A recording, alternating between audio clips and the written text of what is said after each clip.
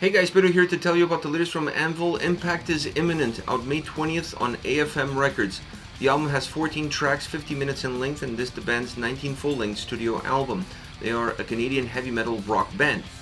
As far as this record goes, I like the fact that the album is very compact. There's a sense of harmony, there's a sense of balance from beginning to end.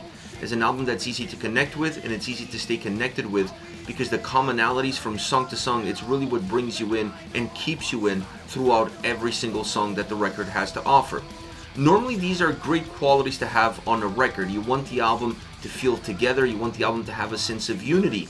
But once you start getting into 14 songs and 50 minutes in length, the lack of diversity has an opposite role. It actually makes the album feel a little bit too blended. When you look back at the end of the listening experience, it becomes very hard to tell the forest from the trees. The album becomes diluted. It stretches itself out. So something that adds a positive note and a positive value in a shorter record and a longer album really becomes a deterrent. And that's exactly what happens with this record. As far as sound is concerned, I feel like I'm not going to tell you anything that you don't know from Anvil. They're not reinventing the wheel. They haven't gone prog. So what you've been listening to for the last 18 records is pretty much what you're going to get within this album, with a few nuances. Some of those nuances are definitely coming from the guitars. I was expecting this album to have great guitar sound. I wasn't expecting this album to have excellent guitar sound. The guitars really drive the experience. The solos are phenomenal. They add value to the songs, they add energy, they add life, they make the songs really pop, become a lot larger, a lot more important, a lot more impactful in terms of how you perceive them and how memorable they can become. But the overall guitar sound really ignites the experience of this record and is definitely one of those key elements that adds something of value to every single song. Not just the solos, but everything that they're doing becomes the main focus of your attention on every single track, and that is definitely a great element to have on a record like this. The drums feel very constant. What I was expecting from the drums and Rob Reiner is exactly what I got. And that's fine. I wasn't expecting anything beyond it. I just wanted him to bring soul, to bring heart, to bring his touch to the Anvil sound. And that's exactly what he did. He definitely added that heart and soul to the overall soundscape, to the overall experience, allowing the guitars to drive forward, to push the listener forward, but the drums were never that far behind in order to make the overall experience feel as compact, as nucleus as possible. My issue with the sound on this record comes from two different elements, but they intertwine with one another, and that is the mixing and the bass. The mixing feels very erratic throughout the entire record. It's very chaotic. There's no sense of balance from that perspective. There's no sense that the same formula that they used as far as mixing is concerned for the first song is going to be the exact same format that they're going to use throughout the entire album. And this is where the bass kicks in, because some songs have the bass a little bit more blended with the overall soundscape of the record, and those songs are a lot stronger because the bass is adding value to the picture, it's not taking anything away from it. It's allowing you to concentrate on the guitars, it's allowing you to concentrate on how the guitars move you forward, and that's exactly the place you want to be when it comes to an Anvil record. Some songs don't do that. Some songs actually push the bass a little bit more into the forefront.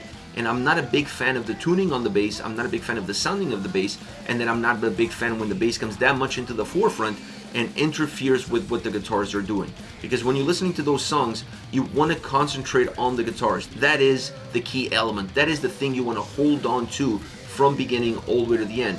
And with the bass popping in that much and being that noticeable, you feel like you're constantly being distracted from what your main goal should be all about. And that takes away energy, that takes away perception, and that really hurts the playability of those songs and the overall experience, and makes the record feel a little bit more spiky, because it doesn't have the same balance that you see in the construction, the same harmony that you see in the design. It doesn't exist in the mixing, and it allows you to feel different emotions, different perceptions from song to song, while the outside of the box stays exactly the same. As far as the vocals and lyrics are concerned, I've never been a fan of either, and this album definitely is not changing my mind. I think the lyrics feel at times too childish, too simplistic, and they don't really add value to the way the songs are constructed. It's almost like some tracks have too many syllables, or the words don't fit right in order for the vocal harmony to get the most out of the track, and for the fluidity of the track to be as seamless as possible. It's almost like you're trying to just jam too many things together, and the song itself doesn't have the footprint, it doesn't have the foundation to really be able to absorb it, and then the vocal delivery suffers from it. So it's really a compounding issue that it's really hard to break apart, because you would have to fix one element in order for the other one to work in a perfect sense. And until that happens, these songs always feel a little bit jumbled at times, and they don't have the same impact that they could possibly have.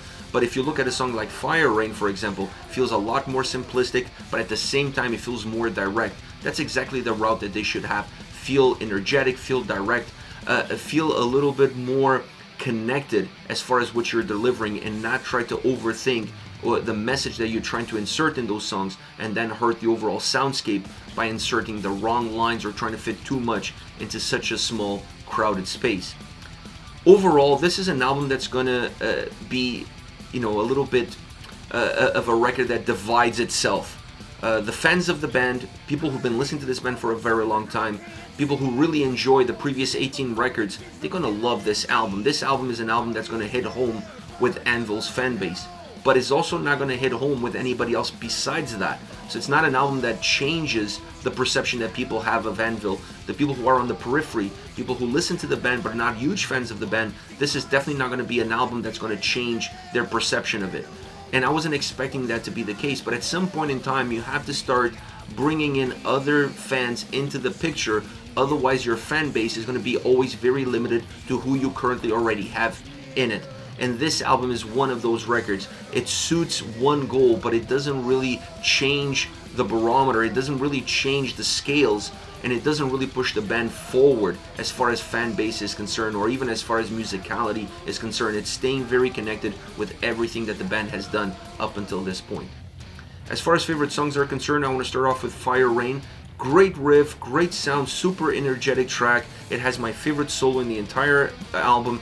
So much energy, it brightens up the song, it gives it life, it feels a little bit more organic from that perspective. It's a track that overall feels very organic because it has a good blended sound, the bass, guitars, and drums all working together as a unit. It's a lot harder to tell when they break apart because it's all about how they come as one. And then the vocal approach, the lyric approach is absolutely perfect for a song like this. So everything is at the right time, at the right place in order to make this one of the best sounding tracks in the entire album. Next, you have Don't Look Back, a song that loses a little bit of the momentum that Fire Rain. Fire Rain is like balls to the wall, almost like Old Accept. Don't Look Back has more of a methodic feel to it, and what they lose in tempo, they gain in heaviness. Both drums and guitars feel a little bit more methodic, a little bit heavier on this track, definitely having an old school sound, an old school approach in terms of the design and the experience that this track gives. The chorus breaks a little bit off the pack, allows you to feel like maybe this song has something to look forward to, and that chorus is that something. The solo is amazing, as they all are on this album. They really did a phenomenal job as far as that is concerned. And there are some explosive moments within this song, so it's a methodic song, but there is some jolts of energy, most of them coming in the chorus. So it's a very interesting track in terms of how it's constructed. Last but not least, Shockwave. Not a fan of the bass sound on this song. I think it hurts the track ever so slightly, but the overall energy of the song itself in terms of the guitars, vocals, and drums is undeniable, and that's what sold me on the track. I love the energy, I love the forward momentum that it has. I love this linear motion that it offers from start to finish. There's no peaks, there's no valleys, it's just straightforward, taking you from point A to point B in the shortest distance possible. A very energetic track from that perspective. This is it. This is Anvil. Impact is Imminent, out May 20th on AFM Records. Let me know your thoughts on the band, on the singles. Use the comment section below. I'll be reading those and getting back to you. Take care, guys.